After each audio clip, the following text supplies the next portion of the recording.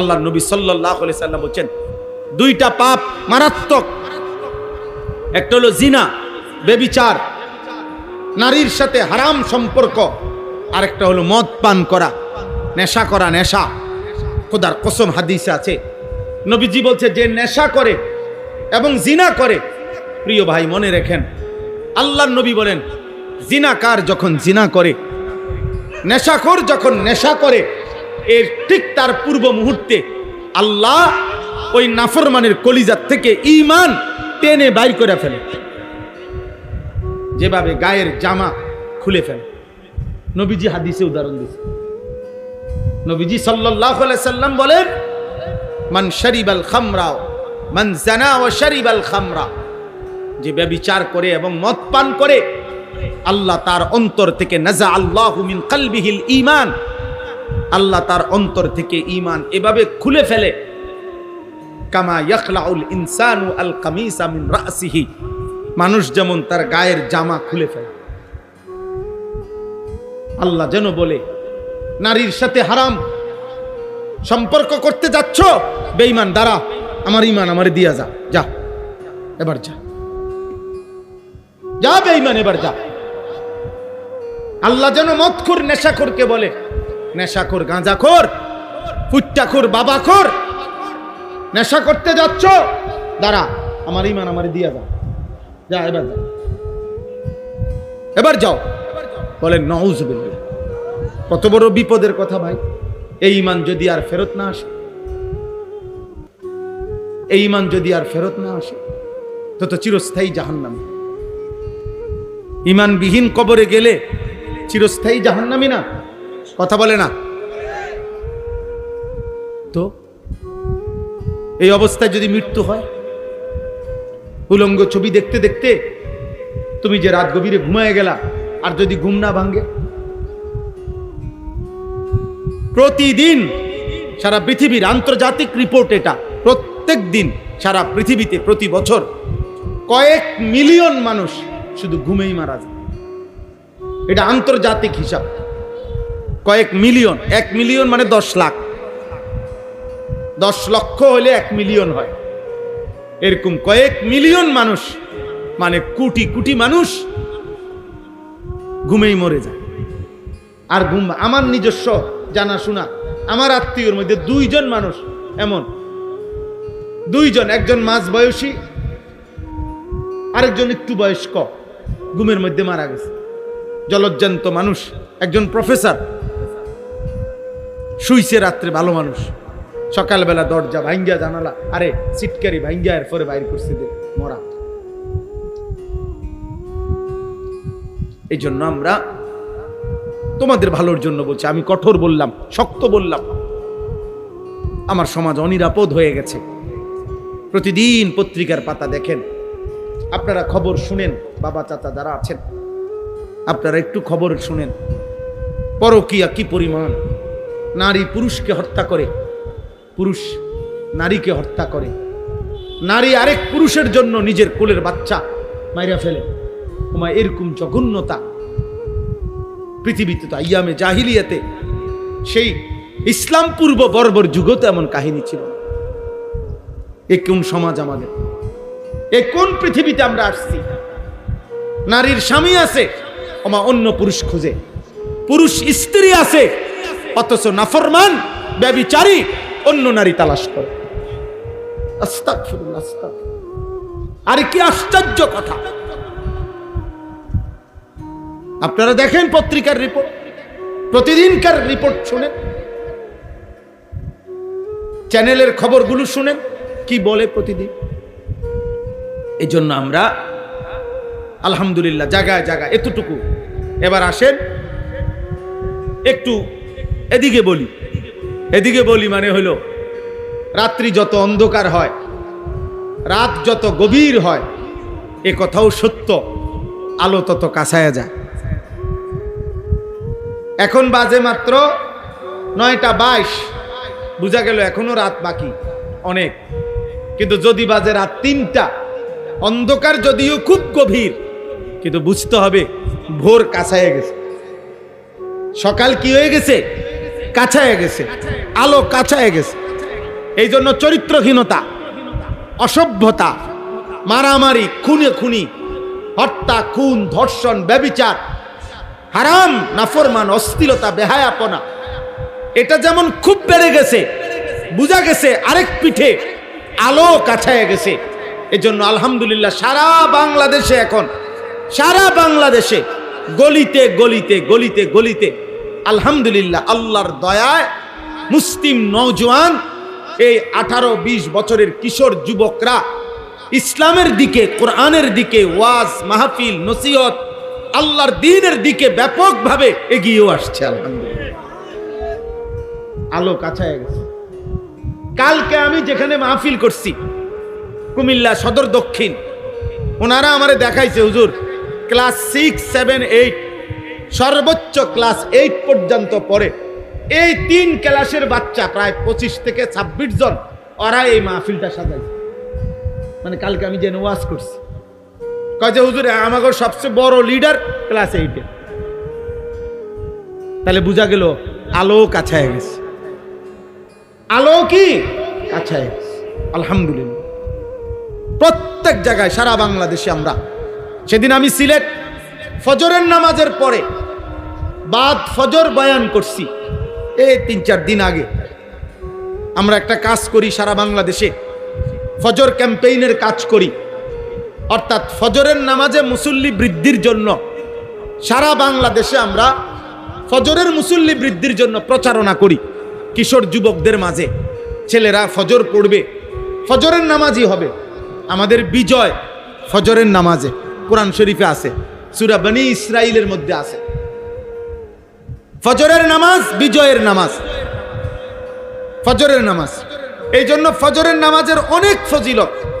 নবীজি সাল্লাল্লাহু আলাইহি সাল্লাম বলছে ফজরের নামাজ মুমিন আর মুনাফিকের পার্থক্য করে।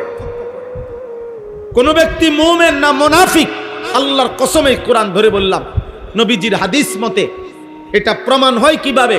ফজরের নামাজে। নবীজি যাকে ফজরের নামাজে অনুপস্থিত দেখতেন তাকে মুনাফিক মনে করতেন। সাহাবায়ে কেরাম বলছেন আমরা নবীজির জামানায় যাকে আমরা ফজরের জামাতে না দেখতাম, খোদার কসম আসানা বিহিজ জান, হযরত আব্দুল্লাহ ইবনে ওমর বলেন আমরা তাকে ভাবতাম হয় রোগাক্রান্ত আর নয়তো মুনাফিক। লোকটি হয় অসুস্থ যার কারণে আসতে পারে নাই, আর নয়তো মুনাফিক। মুনাফিক মুনাফিক কোরআনুল কারীমে স্পষ্ট আছে মুনাফিকের ব্যাপারে। আল্লাহ বলছে মুনাফিক এমন, মূলতই সে আল্লাহর পথে আসতে চায় না। ওয়ালাউ আরাদুল খুরুজা লা আ'আদ্দু লাহু উদ্দা। আল্লাহ বলে সে যদি আসলে আমার পথে বের হইতে চাইতো তাহলে কিছু প্রস্তুতি নিত। মানে আসলে যদি সে ফজরের নামাজ পড়তে চাইতো তাহলে সে মোবাইলে অ্যালার্ম দিত, তাইলে সে অ্যালার্মওয়ালা ঘড়ি কিনতো, তাইলে তার আগে আগে ঘুমাইয়া যাইতো, তাইলে সে 1-2 জনের সাথে পরামর্শ করত যে ভাই আমি কিভাবে উঠতে পারি।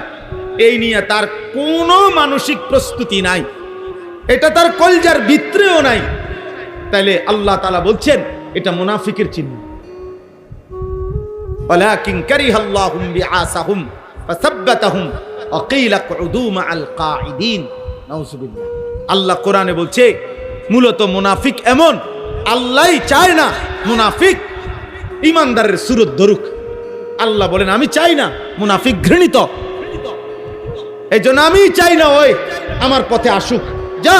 এই জন্য আল্লাহই তখন তাকে বসাইয়া রাখে আর বলে উকউদু মাআল কাঈদিন। আমার যেই নাফরমান বান্দা আমার আল্লাহকে ভুলে বসে আছে জায়গায় জায়গায়, তুইও যা ওই নাফরমানদের সাথে বসে থাক, বাইরে যা হইতে থাকতি। কোরআন শরীফের আয়াত, কি সাংঘাতিক কথা দেখছেন। এই জন্য তো বলতেছিলাম বাদ ফজর দেখছি যুবক সাইকেল দিয়া দিয়া ফজরের নামাজ জামাত ধরছে। পুরা 3 তালা মসজিদ, সিলেট শহরে সদরে একটা বড় মসজিদে পুরা 3 তালা, দোতলা, নিচতলা কানায় কানায় পূর্ণ ছিল। কারণ ওই মুসল্লিরা বলল যে হ্যাঁ হুজুর এটা ইনশাআল্লাহ আগামী দিনে এটা হবে ইনশাআল্লাহ। খুব দ্রুতই ইসলামের বিজয় হবে, চূড়ান্ত বিজয় হবে। সেদিন মুসলমানের জুম্মা আর ফজরের মুসল্লি বরাবর হবে যেদিন। নিয়ত করো ইনশাআল্লাহ, ইনশাআল্লাহ তোমার হাতে আগামী দিনের পতাকা উঠবে ইনশাআল্লাহ, কালিমার পতাকা, ইসলামের পতাকা ইনশাআল্লাহ। সারা পৃথিবী আড়মোড়া ভেঙে নতুন করে রেডি হচ্ছে, সারা পৃথিবী দুই ভাগ হয়ে যাচ্ছে, কুফর একদিকে, মোমেন একদিকে। আগামী দিনে চূড়ান্ত যুদ্ধ এমনই হবে। আল্লাহ আমাদেরকে বুঝ দান করেন, আল্লাহ আমাদেরকে বিবেক দান করেন, আল্লাহ তাআলা আমাদের এই ছেলেদেরকে আল্লাহর দিকে ফিরায়া দেন। আমি অনুরোধ করলাম, একটা ছেলেকে হলে বললাম, প্রিয় ভাই, আমার এটা ফিকির, আমার এটা চেষ্টা, আমার এটা আন্তরিক প্রচেষ্টা। আমি আর এখন কাউকে কোনো প্রতিপক্ষ মনে করি না, কাউকে না, কারো প্রতিপক্ষ আমার কোনো প্রতিপক্ষ মনে করি না। আমার আর কোনো প্রতিপক্ষতার দরকার নাই। আমি মনে করি আমাদের এই মুসলিম কিশোর যুবক নওজোয়ানরা আল্লাহর দিকে ফিরবে, 5 ওয়াক্ত নামাজ পড়বে, ফজরের নামাজ জামাতে পড়বে, আগামী দিনের ইসলামের পতাকা উড়াবে ইনশাআল্লাহ, ইনশাআল্লাহ। বলো ইনশাআল্লাহ, বলো নওজোয়ান ইনশাআল্লাহ। তোমরা চেষ্টা করো আব্বা, নষ্ট হইও না, নষ্ট হইলে কেউ মনে রাখবে না। পচে গেলে মানুষ ফেলে দিবে, আবর্জনা মানুষ ফেলে দেয়, পচা জিনিস মানুষ ফেলে দেয়, নষ্ট হয়ে গেলে মানুষ ফেলে দেয়। তুমি যদি চরিত্রহীন নারী দেখে দেখে, ছবি দেখে দেখে, অশ্লীল দৃশ্য দেখে দেখে, উলঙ্গ ছবি দেখে দেখে আব্বা শরীরটা, চরিত্রটা, আখলাকটা নষ্ট করে ফেলো, কেউ খবর নিবে না, খবর নি। মা বাপ, আপন বাবা এক সময় বলে ফেলে নিজের মার কাছে, নিজের স্ত্রীর কাছে, এই অজাত মানুষ হইতো না, বাদ দাও। আপন পুতের ব্যাপারে বলে ফেলে এই অসভ্য আর মানুষ হইতো না, বাদ দাও। তারে যেটা মনে করি এটা করতে কও, আমি জানি না তার ব্যাপারে। কোন বাবা যদি এটা বলে ফেলে, এবার তারে ডাকবে কে? মা যদি বলে ফেলে, এবার তাকে ডাকবে কে? বলো ভাই। এই জন্য ফজরের নামাজ পড়ো। ফজরের নামাজ বরকতপূর্ণ নামাজ। নবী সাল্লাল্লাহু আলাইহি সাল্লাম বলেছেন, মান সাল্লা সালাতা সুবহি ফাহুয়া ফি জিম্মাতিল্লাহ। যে ফজরের নামাজ পড়লো সে নিজেকে আল্লাহর হাতে তুলে দিল, আল্লাহর সুপুর্দ করে দিল, আল্লাহর জিম্মায় ঢুকে গেল। সুবহানাল্লাহ, সুবহানাল্লাহ। এজন্য আমরা প্রত্যেকটা যুবকের পরিবর্তন চাই। বলেন ইনশাআল্লাহ, বলেন ইনশাআল্লাহ। আমার মাদ্রাসা কুমিল্লা ক্যান্টনমেন্ট, ময়নামতি, সাহেবের বাজার, আলহামদুলিল্লাহ মাদ্রাসায় এই বছরও 534 জন ছাত্র আছে, নিয়মিত ক্লাস করে। 450 উপরে ছেলে বোর্ডিংয়ে থাকায়। আমি আরেকটা বড় জায়গা কিনছি আমার মাদ্রাসার জন্য, 115.5 শতক জায়গা, একসাথে প্রায় 2,67,00,000 টাকা শুধু জায়গার দাম। এই উদ্দেশ্যে কিনছি যে একটা আলাদা প্রতিষ্ঠান করতে চাচ্ছি, যেই প্রতিষ্ঠানের উদ্দেশ্য সারা বাংলাদেশের স্কুল, কলেজ, ইউনিভার্সিটির যত কিশোর নওজোয়ান, এরা বছরের যেই কোনো দিন, যার যখন ছুটি হয়, সুযোগ হয়, অবসর হয়, 3 দিন হোক, 30 দিন হোক, 1 ঘন্টা হোক, 30 ঘন্টা হোক, আসবে, যাবে, সেখানে দিন শিখবে। অজু, নামাজ, সূরা, কেরাত, দোয়া, কালাম, পাক, নাফাক, রুকু, সেজদা, যেটুকু সময় হয় শিখবে। যে আসবে যখন, দিন শিখবে তখন, যার সময় যতক্ষণ, দিন শিখবে ততক্ষণ। এটা আমার আশা। আলহামদুলিল্লাহ আমরা গত বছরও 500-র মতো ছেলে 6 দিনে মোট 2 বারে 3 দিন করে স্কুল কলেজের ছেলে আমরা অজু, নামাজ, সূরা, কেরাত, দোয়া, কালাম এগুলা শেখাইছি। যাদের সুযোগ হয় আমাদের মাদ্রাসার ওই বিশাল জমিতে অংশগ্রহণ করবেন। আমরা এক নামাজের মুসল্লা পরিমাণ, জায় নামাজ পরিমাণ টাকা নেই। একটা জায়গার, আমাদের ওই জায়গার 4200 টাকা, এক মুসল্লা পরিমাণ, জায় নামাজ পরিমাণ টাকা। আমি কাগজ দেই সারা দেশে, হ্যান্ডবিল আছে আমার, হ্যান্ডবিলের মধ্যে আবেদনটা লেখা আছে, বিকাশ নাম্বার আছে, অ্যাকাউন্ট নাম্বার আছে। যার সুযোগ হয়, একটা বড় স্বপ্ন, একটা বড় কমপ্লেক্স হবে, যে পারে অংশগ্রহণ করবে। আল্লাহ তাআলা তৌফিক দান করেন। আপনাদের প্রত্যেকের কাছে আমরা অনুরোধ করলাম, আপনারা আপনাদের ছেলেদের দিকে নজর দেন, আপনাদের মেয়েদের দিকে নজর দেন, আপনাদের পরিবারের স্ত্রী সন্তান ছেলে মেয়ের দিকে আখিরাতের বিষয়ে আরেকটু যত্নবান হন। ইদানিং কালে আইসা আমরা বেশি অভিভাবকরা বাড়ি ঘর বিল্ডিং দালান বাজার সদাই বিদেশ আর ছেলে পেলেকে তার হাতে ছেড়ে দিচ্ছেন। এমনি তো বাবা সন্তান মানুষ হয় না। মানুষের বাচ্চার গাভীর বাচ্চা এক না, গাভীর বাচ্চা পুরা গ্রাম দৌড়ায়, কারণ তার শুধু এক বেলা আইসা দুধ খাইলেই চলে, ঘাস কদ্দুর খাইলেই চলে, তার কোনো আখলাক শিখা চরিত্র শিখা এমন কোনো বিষয় নাই। কিন্তু মানুষের বাচ্চা আর গরুর বাচ্চা এক না। মানুষের বাচ্চাকে শুধু ভাত খাইলে হয় না, মানুষের বাচ্চা শুধু ঘুম যাইলে হয় না, মানুষের বাচ্চাকে ঈমান শিখতে হয়, ইসলাম শিখতে হয়, আখলাক শিখতে হয়, চরিত্র শিখতে হয়, চরিত্র শিখতে হয়। হাদিসের মধ্যে স্পষ্ট আছে, মিশকাতের মধ্যে এই হাদিস আছে। এক সাহাবী আয়েশা নবী সাল্লাল্লাহু আলাইহি সাল্লামকে জিজ্ঞেস করছে, ইয়া রাসূলুল্লাহ, আমাকে নামাজ শিখিয়ে দেন। তিনি নবী সাল্লাল্লাহু আলাইহি সাল্লাম বললেন, তুমি আমাদের সাথে 2 দিন থাকো, 2 দিন থাকো এবং প্রত্যেক ওয়াক্ত নামাজে আমাদের সাথে নামাজ পড়ো।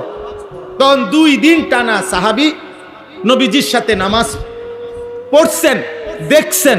আল্লাহ নবী সাল্লাল্লাহু আলাইহি সাল্লাম বললেন, 2 দিন পরে তুমি কি এই 2 দিনের ধারাবাহিক নামাজ দেখেছো?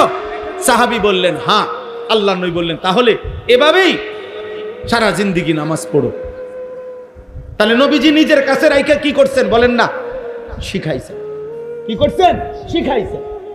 হযরত মালিক ইবনুল হুয়াইরিস একজন সাহাবী, বুখারী মুসলিমের হাদিস। আল্লাহর নবী বলেন, ওই সাহাবী বলেন, আমরা 14-15 বছরের কিশোর ছেলে, এক বয়সী আমরা কয়েকজন নবীজির কাছে আসলাম, এসে থাকার অনুমতি চাইলাম। নবীজি আমাদেরকে থাকতে দিলেন দিন শিখার জন্য। সাহাবী বলেন, ফাআকামনা ইনদাহু 20 ইয়াওমান, আমরা 20 দিন টানা নবীজির কাছে ছিলাম। বুখারীর হাদিস, মুসলিম শরীফের হাদিস। আমরা 20 দিন নবীজির কাছে ছিলাম। 20 দিন থেকে আল্লাহর নবীর কাছে আমরা দিন শিখলাম।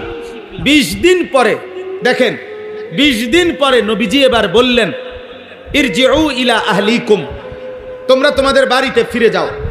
ওয়া আল্লিমুহুম, তোমাদের পরিবারের সদস্যদেরকে এবার যা শিখছো এবার তোমরা গিয়ে শিখাও, শিখাও। এবং বললেন, ওয়াসাল্লু কামা রাআইতুমুনি উসাল্লি, এই 20 দিনে আমারে যেভাবে নামাজ পড়তে দেখেছো তোমরা মহল্লায় গিয়ে এভাবে নামাজ পড়ো। এরপরে বলছেন, ওয়া ইজা হাদারাতিস সালাহ ফালিউআদ্দিন আহাদুকুম, নামাজের ওয়াক্ত হইলে তোমাদের মধ্য থেকে একজন আজান দিও। ওয়ালিয়া উম্মাকুম আকবারুকুম, তোমাদের মধ্যে বয়সে যে একটু বড় সে ইমামতি করো। কি বোঝা গেল? 20 দিনে এই পরিমাণ দিন শিখছে, এবার ওনাগরে আজানও শিখাইছে, এমনকি ইমামতি করা পর্যন্ত ওনারা শিখে ফেলছে। নাহলে এটা বললো কেন যে নামাজের ওয়াক্ত হইলে একজন কি দিও?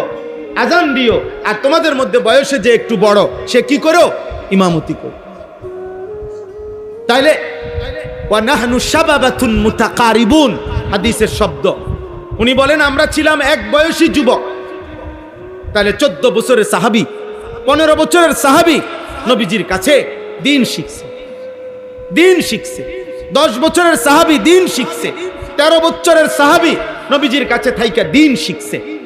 আপনারা আপনাদের এই সন্তানদেরকে দিন শেখান, স্কুলে পড়ুক, কলেজে পড়ুক, ইউনিভার্সিটি পড়ুক, কোনো অসুবিধা নাই, কিন্তু কিছুটা সময় আলাদা করেন, আলাদা করেন। প্রিয় ভাই, তোমাদেরকে বলি ভাই, দিন শিখো, আল্লাহকে চিনো। আব্বা মুসলমান, অথচ এই জিব্বা আল্লাহর দেওয়া, সেই জিব্বায় আল্লাহর দেওয়া কোরআন একটা লাইন দেখা দেখা যেই মুসলমান আল্লাহর কোরআন দেখে দেখেও শুদ্ধ পড়তে পারে না, আহা, তার চাইতে বড় দুর্ভাগা বদনসিব মন্দ কপাল আর কে হইতে পারে? যার দেওয়া চোখ, সেই চোখে মালিকের কোরআন দেখে না। যার দেওয়া জিব্বা, ওই চোখে আল্লাহর কালাম পড়তে পারে না। এর চাইতে বড় দুর্ভাগ্য আর কি? এর চাইতে বড় দুর্ভাগ্য কি ভাই? আমি আসলাম কোত্থেকে, আমি যাচ্ছি কোথায়? কে আমাকে পাঠাইলেন, কেন পাঠাইলেন, তিনি আমার কাছে কি চাচ্ছেন, আমি যা করছি এটাই আমার সৃষ্টিকর্তা চায় নাকি তিনি ভিন্ন কিছু চাচ্ছেন। এই সামান্য এই কিছু এটুকু বোঝাপড়া যার বিবেকের মধ্যে নাই, ও আসলে মানুষ না, ও কোনোভাবেই মানুষ না, ও এই জানোয়ারের আইটেম, জানোয়ারের আইটেম। এই জন্য বললাম এটা বড় নেয়ামত, অনেক বড় নেয়ামত। কমপক্ষে গোটা পৃথিবী তুমি চিনলা না, কিন্তু কমপক্ষে তুমি নিজের ব্যাপারে বুঝলা আমি একজন মানুষ, আমি একজন মুসলমান, আমার একজন সৃষ্টিকর্তা আল্লাহ আছেন, আমার জীবন চলার জন্য আমার একজন পথ প্রদর্শক নবী আছেন, প্রিয় নবী সাল্লাল্লাহু আলাইহি ওয়াসাল্লাম। আমার জীবনের জন্য একটা কিতাব আছে কোরআন, আমার একটি সুনির্দিষ্ট ধর্ম আছে ইসলাম, এবং আমার একটা গন্তব্য আছে মৃত্যু, তারপরে কবর, তারপরে হাসরের মাঠ, তারপরে মিজান, তারপরে ফুলসিরাত, তারপরে জান্নাত কিংবা জাহান্নাম। এই যে একটা ধারাবাহিকতা, এতটুকু বুঝ।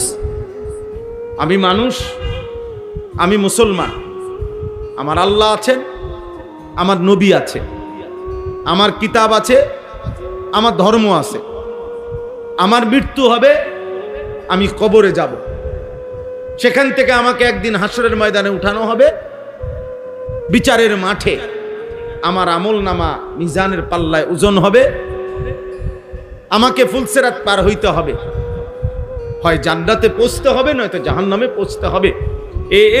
দূর সিরিয়াল যার মনে আছে, যে বুঝে, খোদার কসম সেই কেবল মানুষ, বাকিগুলো জানোয়ার, বাকিগুলো হাইওয়ান আর জানোয়ারের মতো শুধুই ভোগ করছে দুনিয়া, খাইতেছে, ঘুমাইতেছে, পেশাব পায়খানা করতেছে, এতটুকু। দোস্ত, এদিক সেদিক তাকাইলে একটু পর পর লোক আসবে, এটা তো রাস্তা, তোমরা এদিকে তাকাইও না ভাই, আল্লাহর ওয়াস্তে। ধৈর্য না কুলাইলে চলে যাও ভাই, আমি আবারও বলছি, যার ধৈর্য না কুলায় সে চলে গেলে ভালো।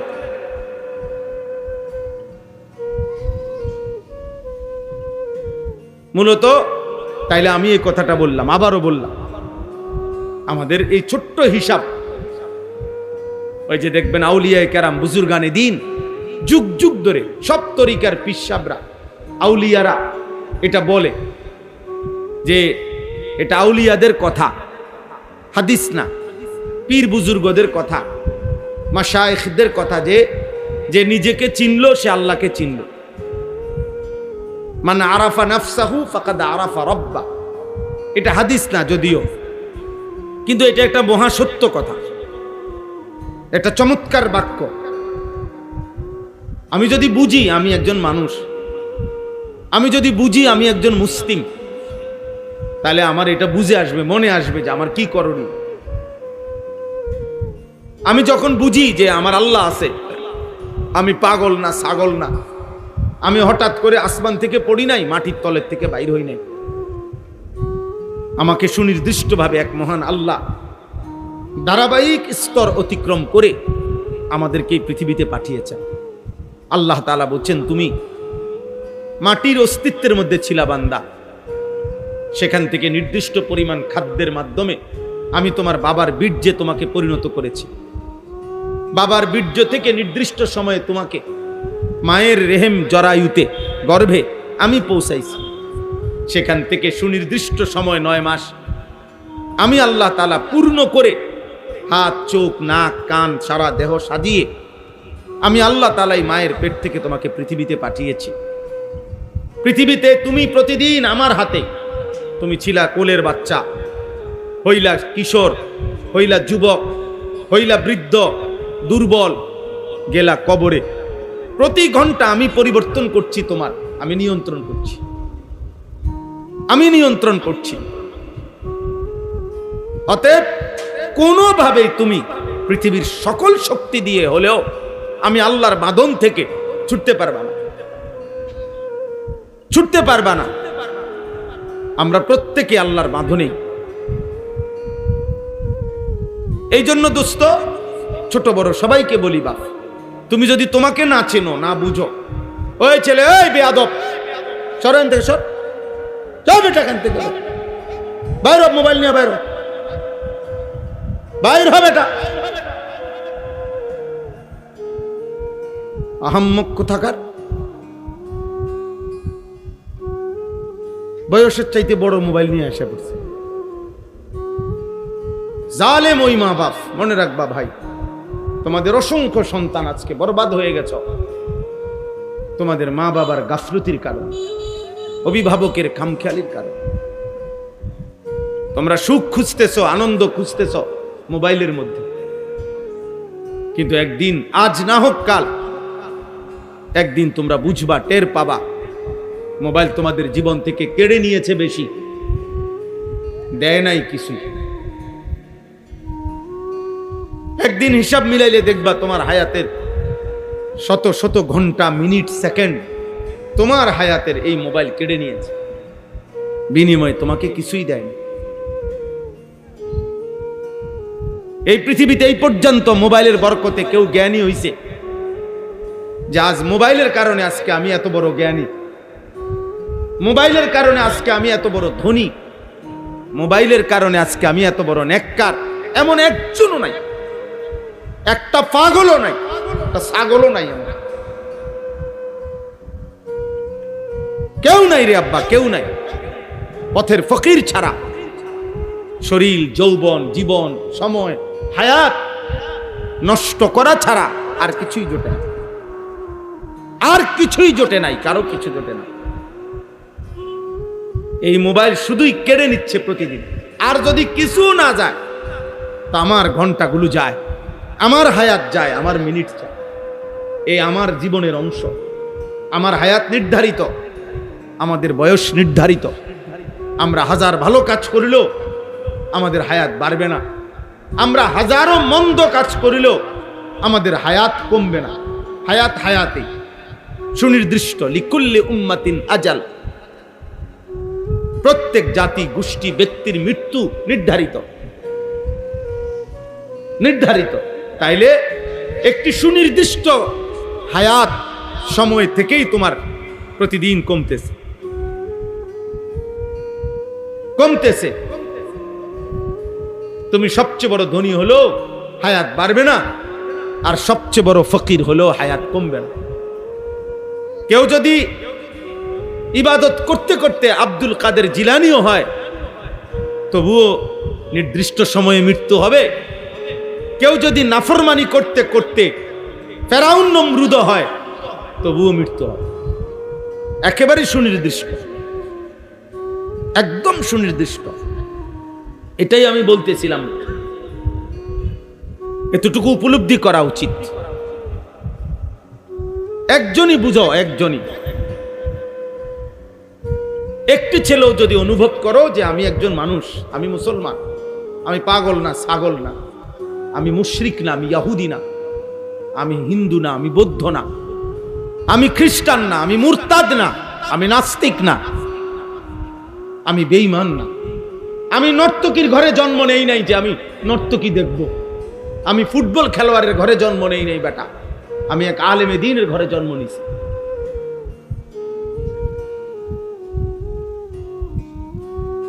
আমি কেন ফুটবল খেলোয়াড়ের মতো সাজবো, কেন ক্রিকেট খেলোয়াড়ের মতো সাজবো, কেন? আমি তো ফুটবল খেলোয়াড়ের ঘরে বড় হই নাই, আমি তো ক্রিকেট খেলোয়াড়ের ঘরে বড় হই নাই, আমি তো সিনেমার নর্তকীর ঘরে বড় হই নাই। আমার মা পবিত্র মা, আমি মায়ের পবিত্র দুধ পান করছি, আমি পবিত্র মায়ের গর্ভে জন্মগ্রহণ করেছি। আমি রাস্তার নর্তকী, বেহায়া নারী, মোবাইলের উলঙ্গ নারীর ঘরে জন্ম নেই নাই। এতটুকু বুঝো মিয়া, নিজের মার কথা মনে করো, নিজের বোনের কথা মনে করো।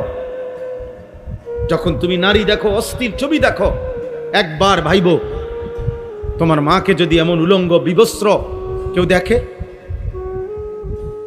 তোমার বোনকে যদি কেউ দেখে, রক্তে যদি মানুষের রক্ত থাকে কারো, সে মেনে নিবে এটা? কথা বলে না, কেউ মেনে নিবে এটা? তো তুমি কেন অন্যের মাকে দেখছো? তুমি কেন অন্যের বোনকে দেখতেছ আব্বা?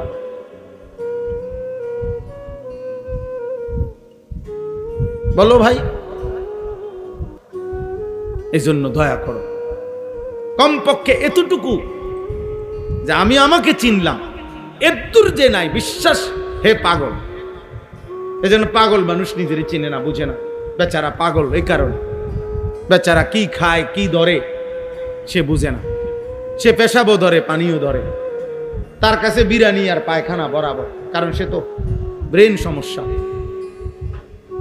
তার কাছে কোনো পাক না ফাক নাই, হালাল হারাম নাই, কারণ সে তো পাগল। কিন্তু আমরা তো আব্বা পাগল না। আল্লাহ তো এখনো আমাদেরকে সুস্থ রেখেছেন।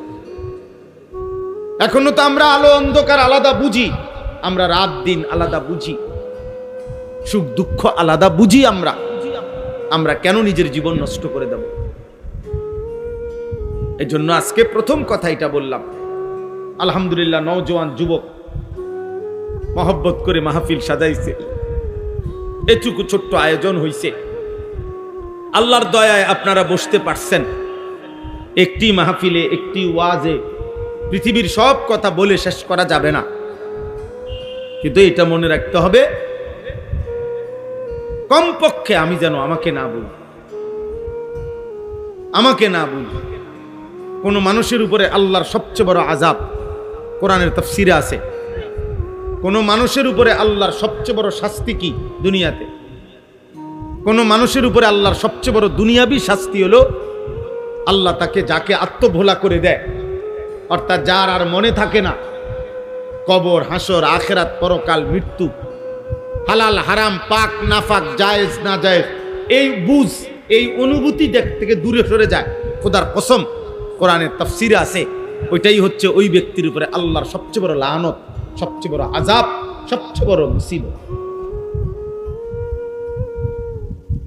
দিনের পর দিন যার কাছে হালাল হারামের কোনো আর পার্থক্য নাই, পাক নাফাকের কোনো পার্থক্য। দিন যায়, মাস যায়, সপ্তাহ যায়, রাত শেষ হয়, ভোর আসে, কখন কোন নামাজের ওয়াক্ত হয় সে জানে না। ফজরের আজান হয় কখন সে জানে না, ফজরের ওয়াক্ত হয় কখন সে জানে না, কোনটা হালাল কোনটা হারাম সে জানে না। তার কাছে মদ মধু বরাবর, তার কাছে সালাম গালি বরাবর, তার কাছে ব্যবসার টাকা সুদের টাকা বরাবর, তার কাছে মা বোন আবার অন্য ভিন্ন নারী বরাবর, সব এক। মার দিকেও তাকায়, নর্তকীর দিকেও তাকায়, কষ্টের টাকাও খায়, সুদের টাকাও খায়, সালামও দেয়, গালিও দেয়।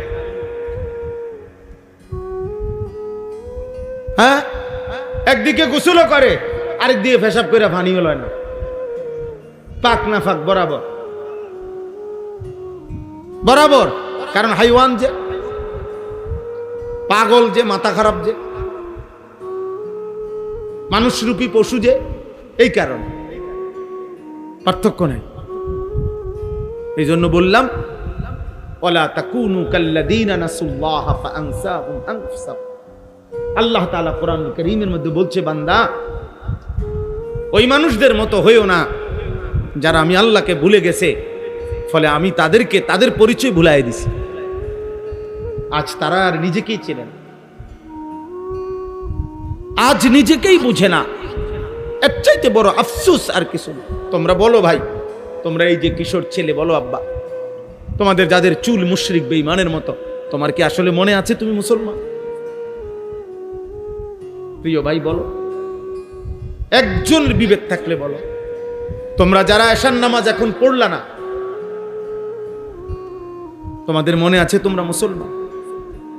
আমি এখান থেকে গাড়ির থেকে নাইম্মা দৌড়াইয়া গেছি, জামাত ধরছি, অথচ আমি এখানেও দেখছি, এখানেও দেখছি মুসলমানের বাচ্চা ভিডিও করতে, ছবি তুলতে ব্যস্ত। কত বড় নিকৃষ্ট বেয়াদব, কত বড় জঘন্য বেয়াদব,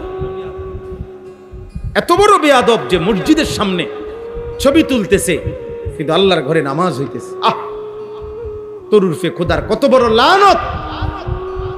আল্লাহ তোরে মসজিদে ঢুকাইল না, তো মুসলমানের ঘরে বড় হয়েছে। ছি ছি ছি, বেনামাজ।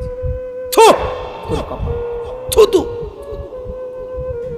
আফসোস তোর কপালে, আফসোস, লানত বেটা ওই জীবনের উপর যে মসজিদের সামনে দিয়ে হাইটা যায়, মালিক তারে মসজিদে ঢুকায় না। ছি ছি ছি, আফসোস। আল্লাহ নবী সাল্লাল্লাহু আলাইহি সাল্লাম বলেন, মসজিদের সাথে যার দিলের সম্পর্ক, খোদার কসম নবী বলছে আল্লাহ তাআলা তাকে কিয়ামতের দিন আল্লাহর আরশের নিচে ছায়া দান করবে।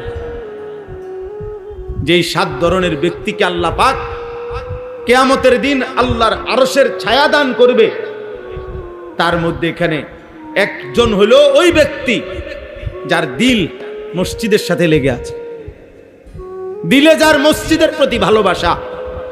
রাজুলুন কালবুহু মুআল্লাকুন বিল মাসাজিদ, যার অন্তর মসজিদের সাথে ঝুলে থাকে, দিল পড়ে থাকে মসজিদে, অন্তর পড়ে থাকে মসজিদে, বাইরে ঘুরে কিন্তু দিলের মধ্যে মসজিদের প্রতি ভালোবাসা। আবার কখন আজান হবে, আবার কখন জামাত হবে, মসজিদে যাব কখন, এই ভালোবাসা নবীজি বলছেন আল্লাহ পাক তাকে কিয়ামতের দিন আল্লাহর আরশের নিচে ছায়া দান করবে। সুবহানাল্লাহ। কোরআনুল কারীমের মধ্যে আছে, নবীজি বলছেন, আর আল্লাহ বলছেন সূরা তাওবার মধ্যে আছে, যে মসজিদ আবাদ করে, মসজিদ আবাদ করে, আল্লাহ বলছে তুমি সাক্ষী দিতে পারো যে সে আল্লাহর প্রতি ঈমান রাখে, আখিরাতের প্রতি ঈমান রাখে, আখিরাতের প্রতি ঈমান রাখে। আর মসজিদের সবচেয়ে বড় আবাদ মসজিদে নামাজ। যে মসজিদে নামাজ হয় না, ওইটা ভবন দিয়া কি হবে? আল্লাহ নবী সাল্লাল্লাহু আলাইহি সাল্লাম বলছেন, প্রত্যেক মসজিদের কিছু খুঁটি থাকে। ইন্না লিল মসজিদে আওতাদান, প্রত্যেক মসজিদের কিছু খুঁটি থাকে, খুঁটি, পিলার। নবীজি বলছেন প্রত্যেক মসজিদে 5 ওয়াক্ত যে মানুষগুলো নামাজ পড়ে, ওরা ওই মসজিদের খুঁটি, পিলার। কি কথা! নবীজি বলছেন ওই মুসল্লিগুলোর জন্য প্রত্যেক মসজিদের যে খুঁটির মতো 5 ওয়াক্ত নামাজ পড়ে যেই মুসল্লিরা, এদের জন্য আল্লাহ পাক আলাদা ফেরেশতা নিয়োগ দিয়ে রাখে। ওই ফেরেশতারা প্রতি ওয়াক্তে নামাজের সময় ওই নির্ধারিত মুসল্লিদের খবর নেয়, তারা আসলে তাদের জন্য রহমত মাগফিরাতের দোয়া করে। কসম আল্লাহর, নবীজি বলেন যদি তারা মসজিদে না আসে, আল্লাহর ওই ফেরেশতারা তাদের খবর নেয়, যদি অসুস্থ হয় তাহলে তার জন্য আল্লাহর কাছে শিফা, সুস্থতা কামনা করে দোয়া করে। পেরেশানি থাকলে আল্লাহর কাছে দোয়া করে, আল্লাহ আপনার বান্দা পেরেশানিতে আছে, আপনার সেজদা দিতে জামাতে আসতে পারে নাই, আপনি তার পেরেশানি দূর করে দেন। বদনসিব বেটা, মুসলমানের বাচ্চা বেটা, মসজিদ চিনস না বেটা, নামাজই চিনলি না, না বেঈমান হইলি না ইমানদার হইলি, কিছুই তো হইলি না বেটা, কিছুই তো। কোন ইহুদির বাচ্চা তো তোদেরকে নিবে না বেনামাজি। যাইয়া দেখ বেটা, আমেরিকার আব্বারে গিয়া বল যে আমি 24 ঘন্টা তোদের মতো চলি ফিরি, আমি একদিনও 1 ওয়াক্ত 5 ওয়াক্ত নামাজ পড়ি না, আমি দাঁড়াইয়া মুতি, আমি নর্তকী ছাড়া রাত কাটাই না, সারা রাত উলঙ্গ ছবি দেখি, আমার চুল মুশরিক তোদের মতো, তোরা আমার এনে। খোদার কসম, একটা ইহুদি একটা খ্রিস্টান, তোমরা জানো না ছেলেরা, বাবারা জানেন না আপনারা, আপনাদের চোখের সামনে সন্তান বরবাদ হয়ে যাচ্ছে, আপনারা তামাশা দেখতেছেন। বয়স্ক লোকরা বসে বসে ইদানিং কালের বুড়ারাও বহুত বড় গাফেল। আগের বুড়া এরকম বুড়া ছিল না। হ্যাঁ হ্যাঁ, ইদানিং কালের বয়স্ক লোক খামখেয়ালি। আগে আজ থেকে 30 বছর আগের বুড়া অনেক সাহসী ছিল। 30 বছর আগের বুড়ারা পুরা গ্রামের মধ্যে যারই দেখছে অনিয়ম, তারই ধমক দিছে, তারই 2-4 অক্ষর কথা বলছে। অনকার বুড়াই বসে সারাদিন বিড়ি খায়, ওই কি বলবে আল্লাহর কথা? আর বিড়ির গন্ধে তো কাছে যাওয়া যায় না, ও বাকি মানুষের বলবে কি? চা দোকানটার থেকে ওঠে না, সারাটা দিন সুযোগ পাইলে দৌড় মারে চা দোকানে। যিনি বলেন বলে হুজুর না, আমি বলি আমনে ভালো, আমনেরে বলছি না। ঠিক আছে না? সবাই আলাদা হয়ে গেছি আমরা, কেমনে নিয়ন্ত্রণ হবে আব্বা? যেখানে আপন কন্যা, আপন বোন, 8 বছরের বাচ্চা মেয়েও যেখানে নিরাপদ না, যে মাটিতে, তোমরা টিকবা কেমনে আব্বা? আরে ছেলেরা বুঝো বেটা, তোর বোন আছে ছোট, আগামী দিনে তোর বোন নিরাপদে বাঁচবে কেমনে আব্বা? তোমাদেরও তো ছোট বোন আছে। 8 বছরের মেয়ে যদি আমার বাংলার জমিনে যদি 92% চাইতে বেশি মুসলমান, 3 লক্ষের চাইতে বেশি মসজিদ আছে বাংলাদেশে, প্রতিদিন কমপক্ষে 30 লক্ষ ছাত্র ছেলে মেয়ে মাদ্রাসায় পড়ে, যে বাংলাদেশে 5 ওয়াক্ত নামাজের মসজিদে আজান হয়, সারা বাংলাদেশে কোথাও এমন নাই যেখানে আজান নিষিদ্ধ। তাহলে সারা বাংলাদেশের কোনায় কোনায় যেখানে 5 ওয়াক্ত নামাজের আজান হয়, যেখানে এত কোটি কোটি মুসলমান, সেখানে যদি 8 বছরের মেয়ে ধর্ষিতা হয়, 8 বছরের মেয়ের যদি কল্লা শরীর থেকে কাইটা আলাদা করে ফেলা হয়, এতটা ছোট্ট মাসুম মেয়ে, ও আখেরাতে গিয়ে কি বলবে, আল্লাহর কাছে কি বলবে? ওই ছোট্ট মেয়েটা যদি হাসরের ময়দানে দাঁড়ায়া আল্লাহকে বলে, আল্লাহ আমার জাতির এতগুলো মানুষ বেঁচে থাকতে আমি 8 বছরের মেয়ে আমার এভাবে মেরে ফেললো, আমার শরীরটা 2টা টুকরা করে ফেললো, তাহলে বলো আব্বা, বলো বলো ছেলেরা, তোমাদের বিবেকে যদি লাগে তোমাদের বোন আগামী দিনে নিরাপদ? কত বড় বেয়াদব, চিন্তা করছেন? বেয়াদব কি পরিমাণ ঘাটতেরা, যে এতগুলো কথা বলতেছি কিন্তু ও ওর মোবাইলে আলবে।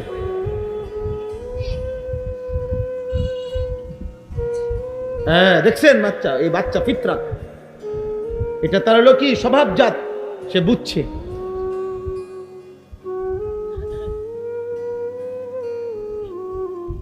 প্রত্যেক মানব সন্তানের ভিতরে এই ছোট বাচ্চা ওইটা বুঝছে, ওই দেখছেন নি, ওই মোবাইল ধরে রাখছে, মানে সৃষ্টিগতভাবে গুনার প্রতি ঘৃণা।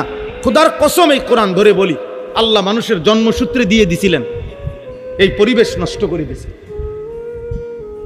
আল্লাহ জন্মসূত্রে মানুষের বাচ্চার মধ্যে আল্লাহকে মানার যোগ্যতা দিয়েই পাঠাইছিল। কিন্তু আমরা আফসোস, আমরা সবাই মিলে আমাদের সমাজ ছেড়ে দিছি আমরা। তোমরা বলো ভাই, তোমরা যারা 18 বছর, 14 বছর, 16 বছরের ছেলে, তোমরাই বলো, তোমাদের ছোট বোন আছে না কারো? তো তোমাদের বোন আগামী দিনে কেমনে নিরাপদ থাকবে বলো ভাই? সবাই মিলে যেভাবে তোমরা মোবাইলে পাগল হয়ে গেলা, সবাই যে যা পাইতেছো দেখতেছো, সবাই মনে করে চাচ্ছ সারা পৃথিবীর সব নারী, তোমার দেশের সব মহিলা উলঙ্গ হয়ে যাক, তুমি সবাইকে দেখতে চাচ্ছ। তাইলে আগামী দিনে তোমার বোন বাঁচবে কেমনে? তোমার কন্যা বাঁচবে কেমনে? আমারও তো 4.5 বছরের ছোট্ট মেয়ে আছে, আমার সেই মেয়ে বড় হবে কোন সমাজে বলো? আগামী দিনে আল্লাহ চাহে তো, এখন তোমাদের যাদের বয়স 16 বছর, 18, 20 বছর, আল্লাহ যদি হায়াত দেয়, আমরা দোয়া করি আল্লাহ তোমাদেরকে হায়াত দিক, তো তোমরাও তো আব্বা আগামী 10 বছরের ব্যবধানে আল্লাহ দিলে ইনশাআল্লাহ তোমরা তো বিয়ে করবে। তো যে মেয়েটা বড় হইতেছে, আগামী দিনে তুমি যাকে বিবাহ করবে, ও যদি ইজ্জত নিয়ে বড় না হয়, সতীত্ব নিয়ে বড় না হয়, চরিত্র নিয়ে বড় না হয়, তো তুমি চরিত্রবান মেয়ে কোত্থেকে খুঁজে আনবে? তোমরা যে যাকে পাচ্ছ, যে যেখানে পাইতেছ, নারীর ছবি তুলতেছ, মেয়ের ছবি তুলতেছ, যে যাকে পাচ্ছ তারে ফুসলাইয়া প্রলোভন করে হারাম প্রেম ভালোবাসার নামে অশ্লীলতার মধ্যে ডুবাই দিতেছ। তা আগামী দিনে বাঁচবা কেমনে আব্বা? পবিত্র নারী মিলবে কিভাবে? মোবাইলের নারী আর ঘরের বিবাহিত স্ত্রী এক কথা না, দুইটা তো এক বিষয় না রে বাপ। বাঁচতে শিখো, বাঁচতে শিখো। আমরা বললাম এটা একক কোনো সরকারের দায়ী করলে হবে না, একটি দেশের সম্মিলিত জনগণ আমরা, ছোট বড় নাবালেগ বয়স্ক নারী পুরুষ, আমাদের প্রত্যেকের সচেতনতা, প্রত্যেকের সামষ্টিক প্রচেষ্টা আমাদের সমাজ থেকে এই মুহূর্তে বাংলাদেশে একেবারে মরণ ব্যাধি, একেবারে মহামারীর মতো ধর্ষণ এবং পরকীয়া বাংলাদেশের এই মুহূর্তে একেবারে চ্যালেঞ্জিং পর্যায়ে পৌঁছে গেছে, যা যদি এই মুহূর্তে নিয়ন্ত্রণ করা না হয় আমার দেশের ভবিষ্যৎ পুরাপুরি অন্ধকার হয়ে যাবে, পুরাপুরি অন্ধকার, পুরাপুরি। এজন্য তোমরা প্রত্যেকটা যুবক যার যার জায়গা থেকে, আমরা আওয়ামী লীগ বিএনপি বুঝি না, আমরা জাতীয় পার্টি জামাত ইসলাম বুঝি না, আমরা বুঝি 18 কোটি বাংলাদেশের প্রত্যেকটা জনগণ বলতে হবে দর্শকের বেবিচারীর নগদ বিচার চাই, নগদ শাস্তি চাই, আমরা নগদ বিচার হইতে হবে, নগদ। আজকে যদি প্রিয় ভাই শহীদ শরীফ উসমান হাদি থাকতো তো দেখতা প্রতিবাদ কাকে বলে। ইমানদার চলে গেছে, সাহসী যুবক চলে গেছে, নয়তো দেখতা তুলপার হয়ে যাইত। আল্লাহ পাক আবার আমার দেশে তোমাদের মাঝ থেকেই হাদির মতো সন্তান আল্লাহ কবুল করে নেন। দয়া করো, প্রত্যেকেই ফিকির করো, আখলাকের হেফাজত করো। আব্বা, তোমার মা আছে, তোমার বোন আছে, তোমার কন্যা আছে, তোমার স্বজন আছে।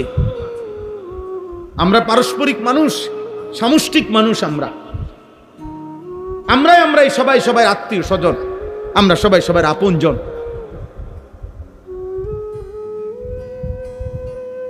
আমাদের মা, আমাদের বোন, আমাদের নারী, আমাদের কন্যারা যদি আমাদের সমাজে নিরাপদে থাকতে না পারে, যেখানেই লাঞ্ছিত হয়, যেইখানেই হোক, যার দ্বারাই হোক, সেটাই চরম ঘৃণিত এবং তার বিরুদ্ধেই প্রতিবাদ করা আমাদের দায়িত্ব।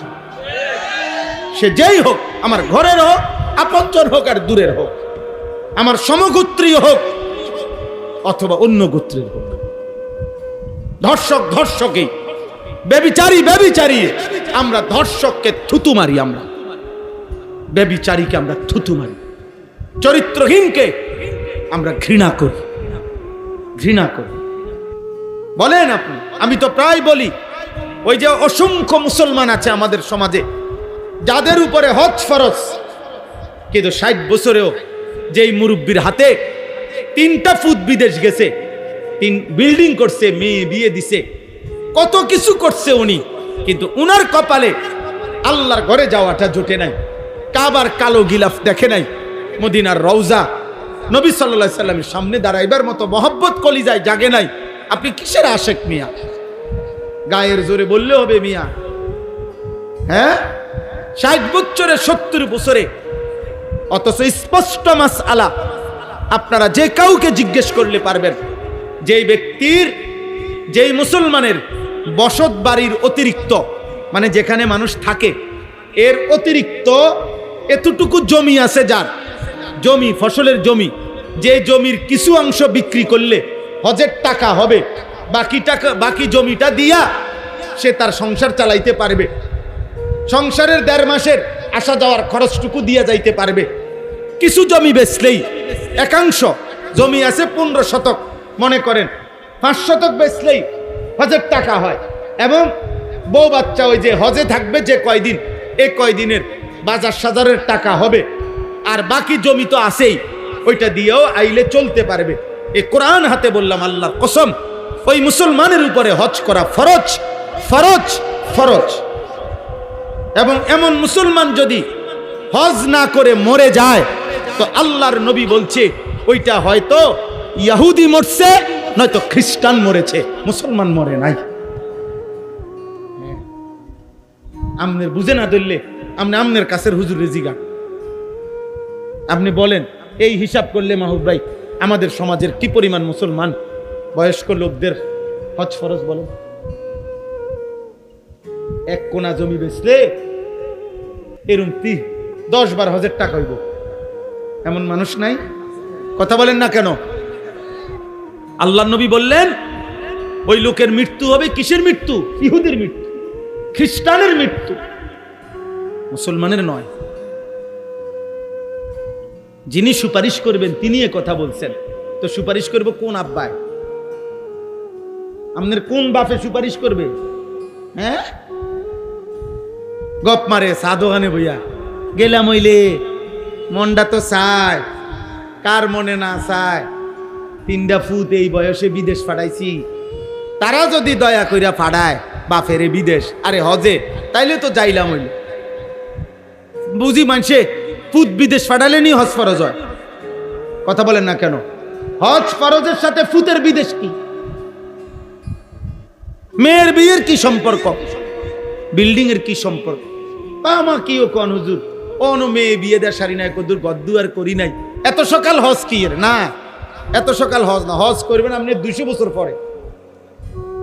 আপনি হজ, আপনি তো বাঁচবেন 600 বছর পৃথিবীতে, কাজেই আপনার বয়স যে সময় হবে 550, পাফুনে 600, এই সময় হজ করেন। আপনি এত সকাল কীর্তন করবেন? আপনি তো আসছেন নূহ আলাইহিস সালামের হায়াত নিয়ে। আমরা তো নূহ আলাইহিস সালামের হায়াত নিয়ে আসছি পৃথিবীতে, না তো এত সকাল কিসের হজ? খামখেয়ালি আর কি, খামখেয়ালি। দিন শিখেন, আপনি মাসআলা বুঝেন, আপনি আলেমে দিন থেকে জিজ্ঞেস করেন, হুজুর আমার জমি আছে দূর, আমার টাকা আছে এত, আমার উপরে হজ ফরজ কিনা? আপনি জানেন এটা? আপনি জিজ্ঞাসা করলে ক্ষতি কি? না, জিজ্ঞাসা করে শুধু একটা মাসালা, ফেতরা কত, এই কথাই এনে জিজ্ঞাসা শুধু। কেন? উনি জানে, ওনার ভিতরে এটা খবর আছে। হুজুরের আব্বায়ও যদি কয় 110 টাকার বেশি হইতো না। বুঝেন না হিসাবটা? অসুবিধা কি? এটা মাইক দিয়ে কইলে কি? এটা যদি 3 তালার মাইক দিয়েও বলে টাকা তো 110 না, মানুষ 5 জনের 500 টাকা দিয়ে দেবো, এটা একেবারে মাইকিং করে দিলে কি? এই জন্য ফেতরা জিজ্ঞাসা সবার আগে, কিন্তু জাকাত জিজ্ঞাসা করেন। কি বিষয়টা কি? জাকাত তো ফরজ, কোরবানি ওয়াজিব। এটা ইচ্ছার উপরে না, এটা শরীয়তের মাসআলার উপরে।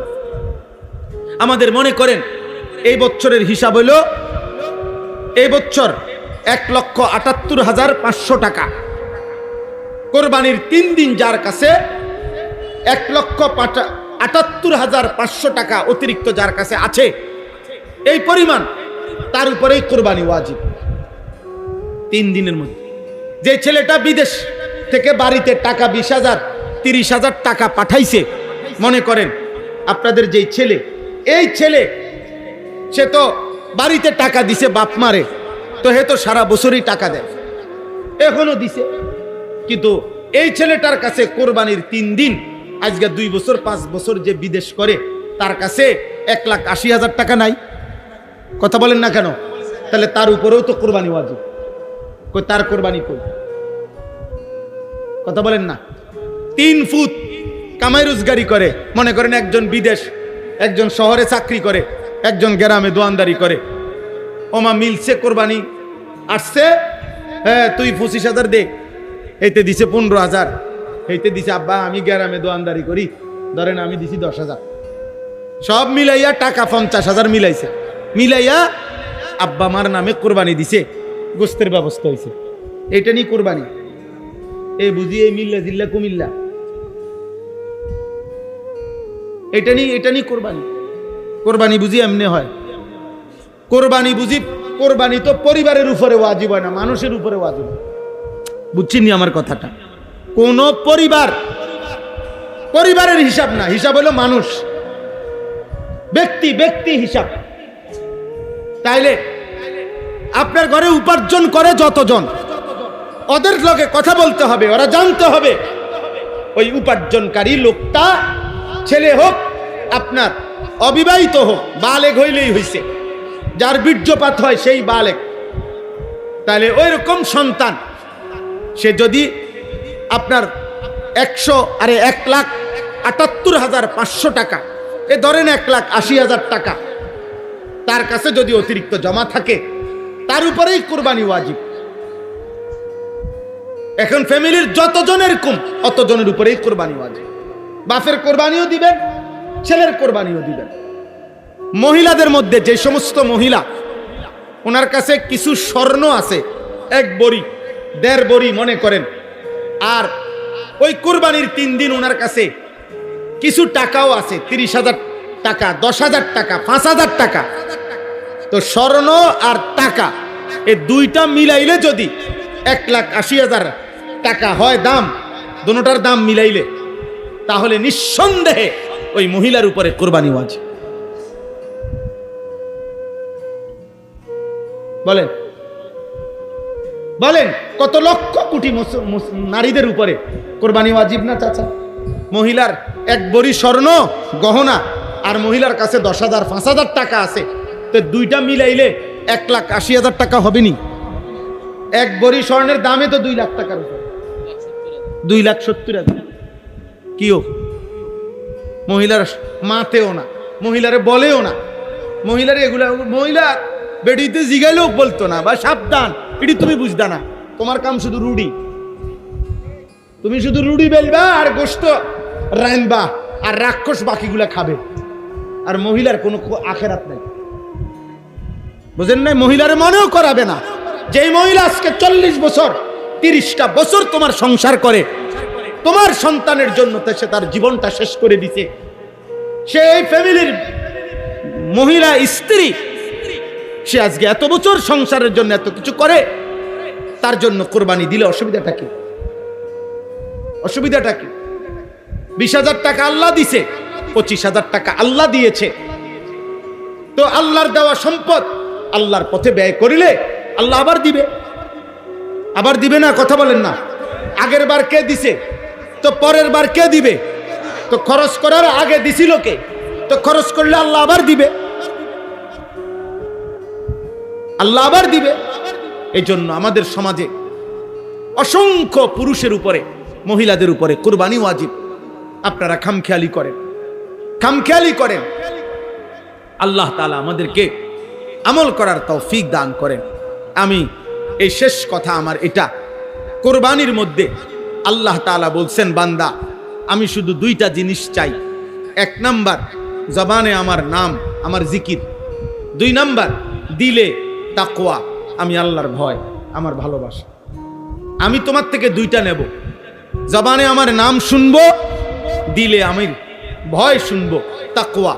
আল্লাহ তাআলা বলেন, তুমি যদি জিকির করো বিসমিল্লাহ আল্লাহু আকবার, এইটা যে বলো, আমি আল্লাহ তাআলা এটাতেই খুশি। আর দিলে যে আমি আল্লাহর জন্যই করেছ, এটা যে আমি বুঝ পাইছি, আমি এতেই খুশি। আমি এই 2টাই নেব, গোশত পুরাটা তোমারই দিয়ে দিলাম, আমার গোশত লাগবে না। ফাকুলু মিনহা, গোশত তুমি খাও, আত্মীয়রে খাওয়াও, গরিব দুঃখীরে খাওয়াও, আমার লাগবে না। আমি তাকওয়া চাই। আমি কি চাই? তাকওয়া চাই। আমি হারাম টাকা দিয়ে কুরবানি দিলে হবে না, তাহলে সেটা তাকওয়া হবে না, গুনাহমুক্ত হইলে হবে না, শতভাগ পবিত্র টাকা হইতে হবে। কি হইতে হবে বলেন না? আমার মসজিদ আজকে জুমার সময় জিজ্ঞাসা করছে আমারে, এই সুদখোরের কোরবানির কি হবে? আমি বলছি সুদখোরের উপরে কোরবানি ওয়াজিব হয় না, কারণ সুদখোরের তো কোনো টাকাই নাই। এটা জানেন? সুদখোর তো ফকির, কারণ সুদখোরের সুদের যে টাকা, এটা তো হের না, হারাম তো হে মালিক না, এটা তাতে তো ফকির। তারা আমরা সবাই মিল্লা আগে গোস্ত দিয়ে আসা উচিত। ফকির এ তো ফকির মূলত, নাই তো সে হারাম খাবে কেন? এই জন্য হারাম দ্বারা কোরবানি দিলে সেই কোরবানি আদায় হবে। সবচেয়ে ভয়ঙ্কর কথা হইল যে হারাম দ্বারা কোরবানি যদি দেয় কেউ হারামের টাকা দিয়া, তাইলে শরিকের বাকি শরিকদারদের কারো কোরবানি হবে। বিপদ তো এখানে। তুই তো গেছত, তুই আমগরও শেষ করছ, মারছে তো মারছে, সবাইরে মারা গেছে, শেষ, বরবাদ করে দিছে। এই জন্য সতর্ক থাকা চাই, সতর্ক থাকা। আল্লাহ আমাদেরকে হালাল উপার্জন থেকে কোরবানি করার তৌফিক দান করেন। আল্লাহ তাআলা পুরুষ নারী মা বোন আমাদের সকলকে বুঝে শুনে কোরবানি আদায় করার তৌফিক দান করেন। নবীজি সাল্লাল্লাহু আলাইহি সাল্লাম হযরতে ফাতেমা রাদিয়াল্লাহু তাআলা আনহাকে বলছেন, ফাতেমা মনে রেখো, কোরবানির প্রথম ফোঁটা রক্ত মাটিতে পড়বার সাথে সাথে আল্লাহ পিছনের সব গুনাহ মাফ করে দেন। অনেক ফজিলত, অনেক ফজিলত, অনেক নেকি আব্বা, অনেক নেকি, অনেক নেকি। মহব্বতের সাথে ইনশাআল্লাহ কোরবানি আদায় করবেন, বলেন ইনশাআল্লাহ। এ কয়েকদিন নফল রোজা রাখার চেষ্টা করেন। কোরবানির আগের দিন পর্যন্ত 9 জিলহজ 9টা রোজা রাখা নবীজির মুবারক আমল। আলহামদুলিল্লাহ, আল্লাহর নবী বলছেন জিলহজের প্রথম দিন থেকে কোরবানির আগের দিন পর্যন্ত এই 9টি রোজার প্রত্যেকটি রোজা, একটি রোজা 1 বছরের পূর্ণ রোজার সওয়াব। এই রাতগুলোতে ইবাদত করলে সবে কদরে ইবাদতের সওয়াব। আলহামদুলিল্লাহ, আমরা গত প্রথম দিন থেকে আজকে পর্যন্ত সবগুলো রোজা রাখছি আলহামদুলিল্লাহ। বাকিগুলো রাখার পূর্ণ ইরাদা আছে ইনশাআল্লাহ। নবীজি বলছেন 9 জিলহজ মানে কোরবানির আগের দিনের রোজা। আপনারা সবাই চেষ্টা করবেন বুধবারের রোজাটা। আল্লাহর নবী বলছেন 9 জিলহজ রোজা রাখলে আল্লাহ তাআলা তার পিছনের 1 বছর, পরের 1 বছর, 2 বছরের গুনাহ মাফ করে দিন।